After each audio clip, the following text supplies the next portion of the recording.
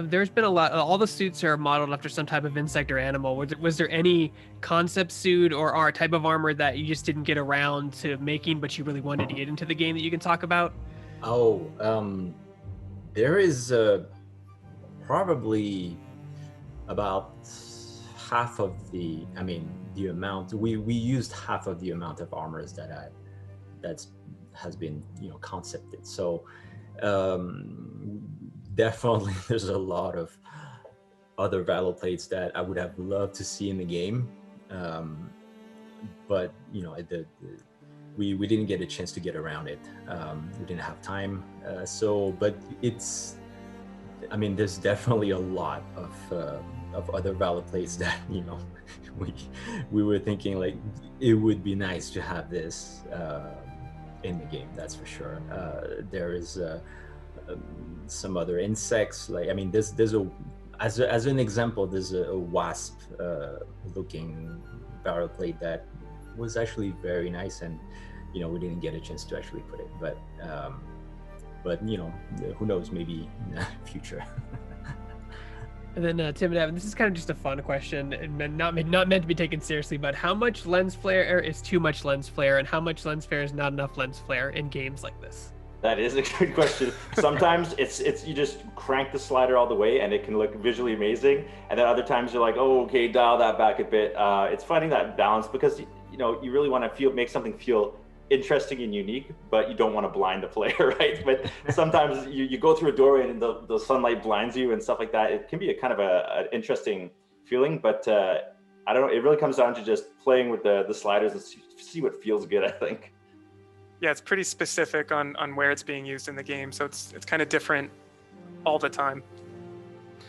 So Evan, specifically for you, is there anything in the game that you're really proud of that maybe took a lot of work to achieve or get in, that was like, that hurdle, you're like, oh, I finally finished it and it's done? Was there an object or an area in the game that makes you feel that way? Honestly, just the whole game was like a really just a testament to the team that we had, and we built it in a relatively short time, and but just having everything come together was, for me, the most rewarding thing. I don't think there's anything particular that, like one specific thing. It was, there was times when we reached like beta on a zone, and it was like, whoa, it's really come together here. Like all these pieces are finally like coalesced, and for me that was the most rewarding part, seeing all that stuff finally come together in such a short time, with the talented team we had. So Tim, same question for you. Anything that you really enjoyed working on overall, or had maybe hit a hurdle and overcame it and really proud of it? Yeah, I think the fact that each of the kind of the main biomes has their own kind of very unique visual feel.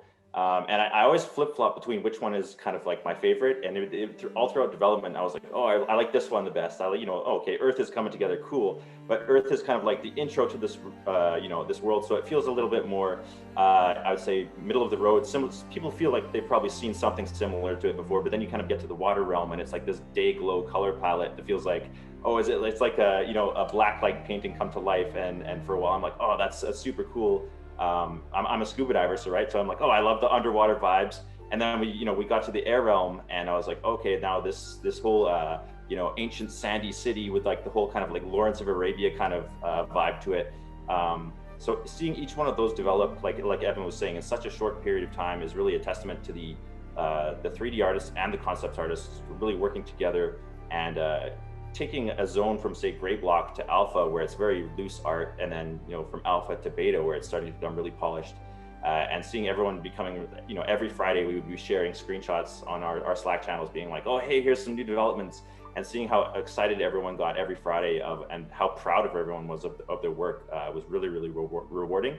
And then at the end of the game, when we shipped it and got it out the door, seeing all of those artists getting the chance and opportunity to post all of their portfolio updates on ArtStation, and just seeing that kind of blow up and everyone getting all this traffic, and we were all excitedly sharing comments back and forth on Slack saying, oh wow, check this out, oh those are some awesome screenshots, and just really everyone enjoying that final result was really, really cool, really rewarding. Chris, same question. We'll go down the line for you too as well. I think that it's pretty much the same thing. The seeing how the game evolved and seeing how we started with a relatively small team, you know, very small. Not a lot of people knows that, but we were probably, for the longest time, we were probably like about 30 people. So seeing all that coming together that fast was very impressive. So it does show that we got really lucky. We hired so many great people, great talents, and getting to create, you know, the whole start of the game. It was a great challenge. It seemed like a great challenge for me personally, to having to design all those armors and weapons and creatures.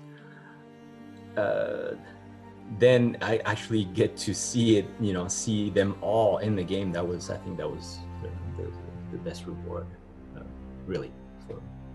I always feel it's really fun for a creative person to, because sometimes when you work with AAA IP or you come into an existing IP, there's limitations. Oh, well, like we have to have a character look this way, or we have to have monsters look this way because this is the way they've always looked. But you go to a new IP, the box just opens up because you can be as creative as you want. They can look what anything you want them to look like, you know. That's right. So you have much more room to experiment and concept and stuff like that.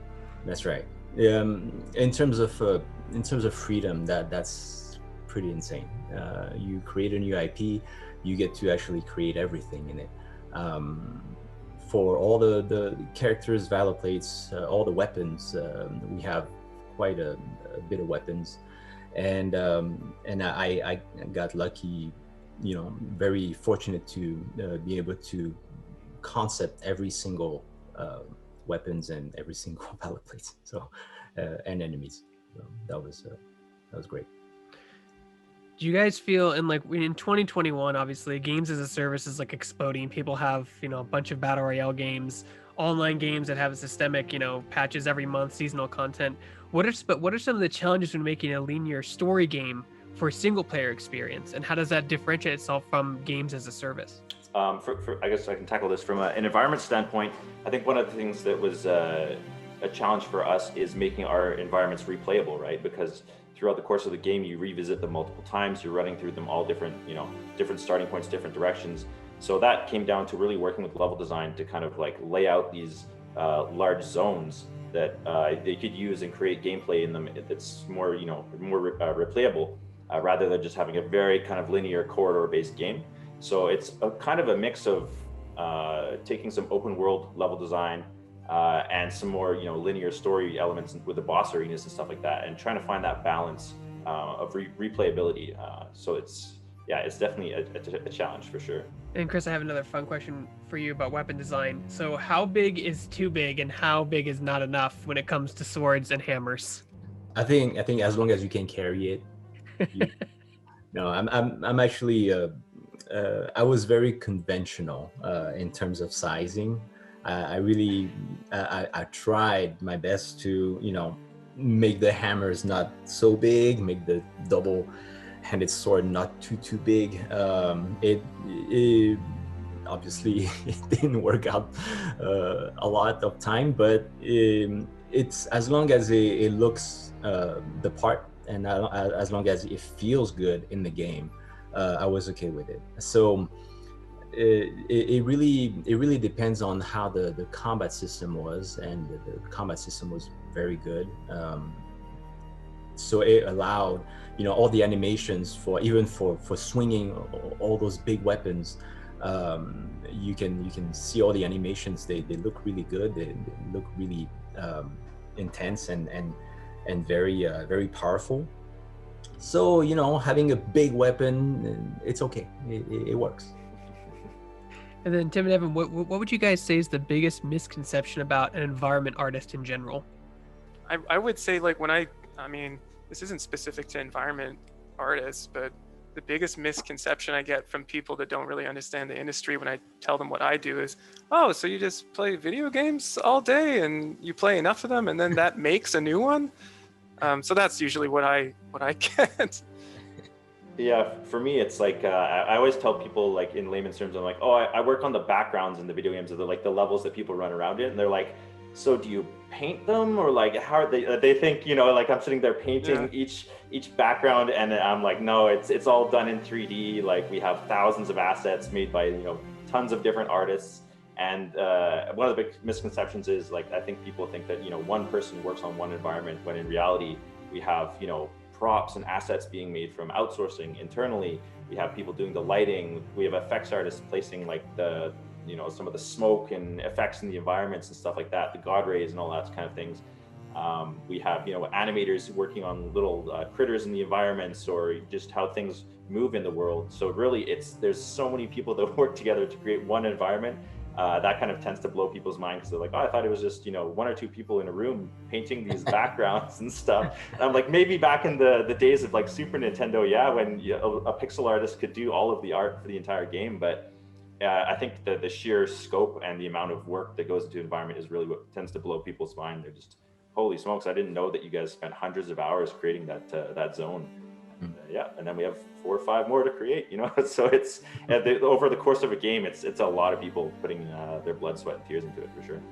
So Tim, elaborating more on that specifically, when do you make the decision to reuse an asset or make a complete new one? Yeah, it really usually comes down to saying, is this biome specific, or is this more like an asset that's kind of tied to the overall, maybe like the tech in the game or something like that. So for us, we tried to keep each biome's art kind of within its zone. So a lot of the rocks in the earth realm, they weren't really used in the water realm and stuff like that, right? Because for the water realm, we wanted more coral, rounded organic shapes, whereas in, say, earth realm, they're more jagged cliffs and stuff like that. So it really comes down to saying, hey, is this going to be really noticeably reused? Obviously, every rock in the game is not going to be unique, right? Like there's a core set of like 5 to 10 rock models that we can smash together in interesting ways for each kind of biome, that allows us to build out those spaces. But it really comes down to saying, hey, do we really need this to be a 100% unique asset, or can we take something, kit bash it together, and get like 99% of the results in, you know, a third of the time? And from a production standpoint, that could mean saving people having to do overtime and stuff like that too, right? So it's finding that right balance of, hey, how can we creatively reuse what we have? And if we really want to invest our time and energy into a unique, big POI asset, that's going to give us more bang for our buck with those, right? Having an awesome, big, unique sculpt of, you know, a statue or something like that, versus there's another rock model that is kind of sort of like the other rock, or, you know, there's another variation of that. So it's a fine balance for sure. It comes into like the production planning. Chris, while I was playing the game, obviously the suits are a big part of the gameplay, and the visual aspect of them and how they play is all really cool. But I couldn't help but started to think, wouldn't it be great if there was a team of these guys and maybe they had their own TV show, and it was kind of like Voltron, but Godfall? Has transmedia ever come up in any conversations with your game? Not that I know of, but it's definitely interesting.